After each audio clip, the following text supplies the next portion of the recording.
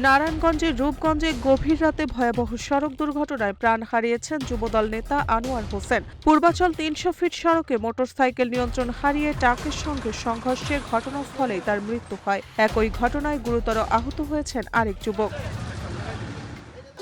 ভবিষ্যৎ হোক নিরাপদ, বিনিয়োগ হোক বিশ্বস্ত, আর আমার পছন্দ সল্ট বে। ওয়েলকাম টু সল্ট বে।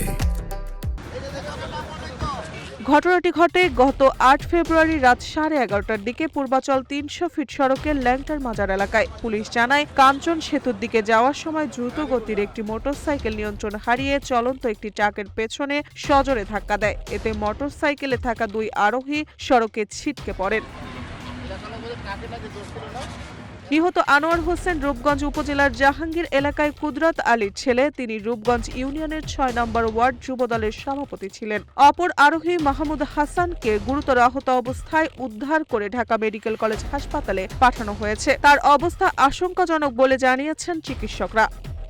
ট্রাকটি স্বাভাবিকভাবে ইউটার্ন নেওয়ার সময় পেছন দিক থেকে দ্রুত গতিতে আসা মোটরসাইকেলটি ট্রাকের এক পাশে ধাক্কা দেয়। তার দাবি অনুযায়ী দুর্ঘটনায় ট্রাক চালকের তেমন কোনো দোষ ছিল না।